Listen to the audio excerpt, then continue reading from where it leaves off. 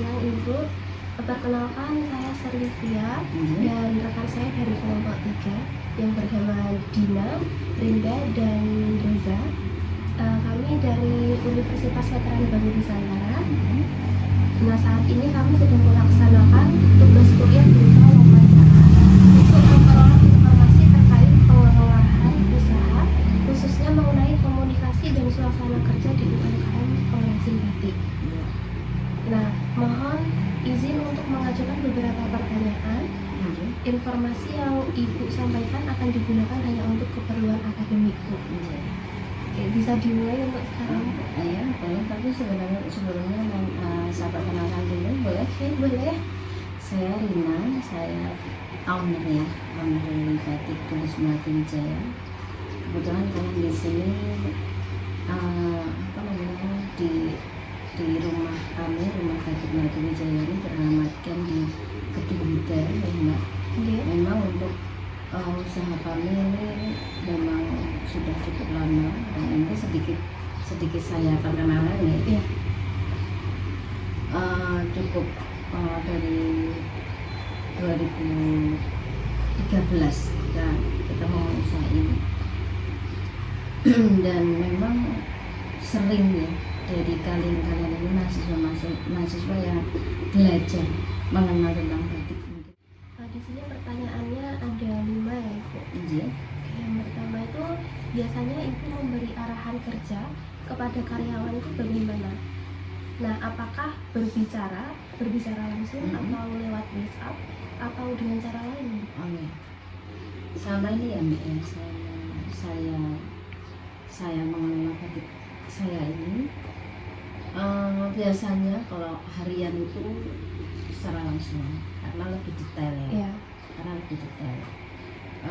Kayak misalnya untuk saya menjelaskan tentang batiknya itu memang harus secara langsung.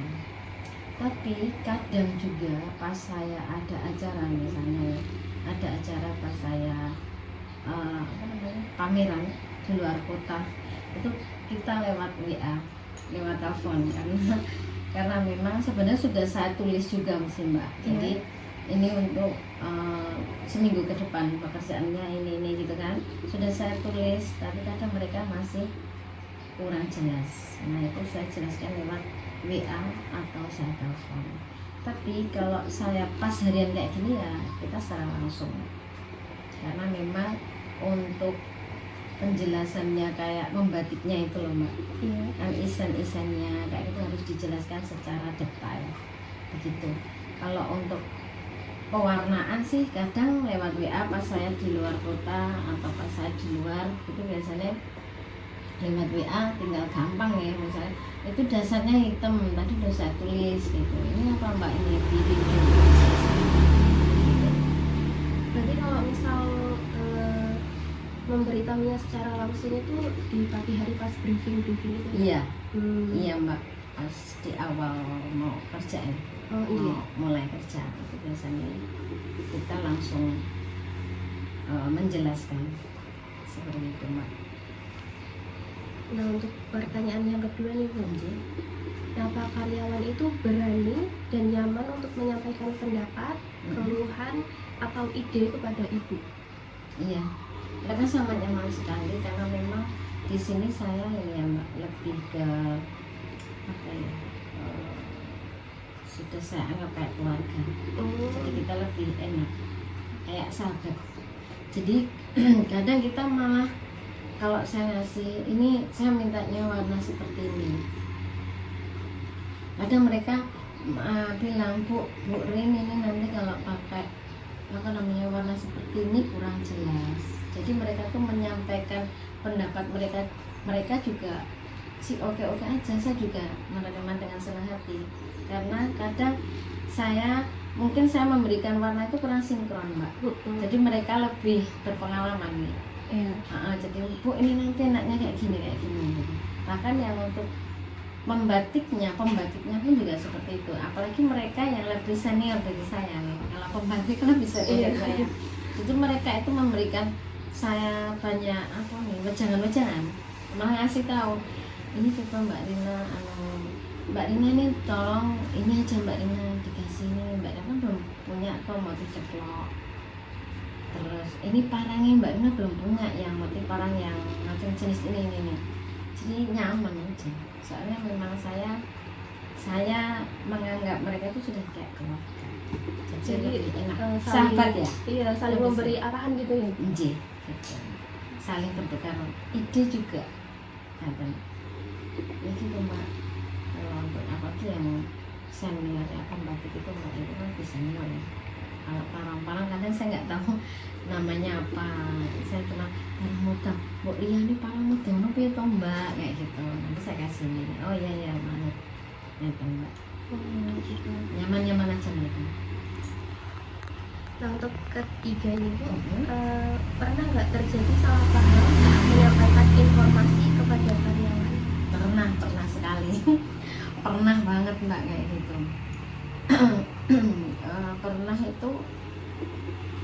Pernah ya apa namanya waktu pewarnaan itu pernah pas apa namanya mbahnya kan yang membatik, mbahnya kan udah sepuh itu juga pernah, saya juga aduh gimana, tapi ya udah nggak apa-apa. Maksud saya parangnya ini dibikin apa nih normal dengan apa namanya ukuran yang normal, tapi beliau itu dibikin gede banget. tapi malah unik kayak gitu.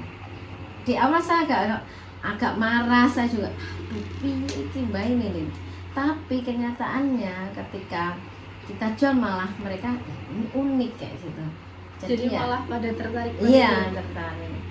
Ada sih mbak yang kayak gitu. Terus pewarnaan juga pernah saya terpaksa karena memang harus warnanya ini permintaan konsumen harus warna seperti ini, warnanya harus hijau, ternyata dibikin merah lah, itu udah luar biasa. Nanti saya harus kembali bikin lagi, padahal bagi tulis ya membikin lagi dengan apa yang dengan motif yang sama, tapi di awal lagi harus membatik lagi kayak gitu.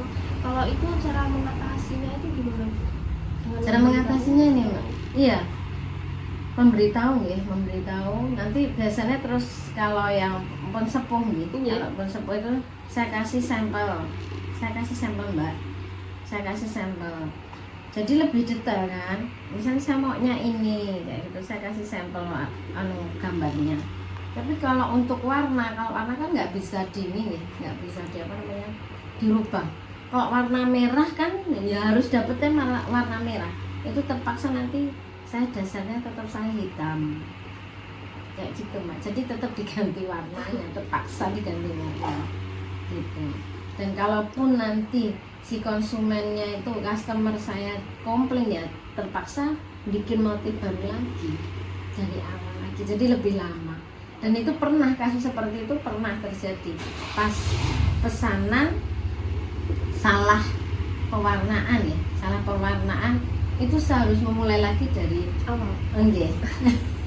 Kayak gitu pernah. Makanya lebih hati-hati. Kadang saya gitu, kalau pas briefing saya soalnya apalagi yang pesanan gitu. Iya.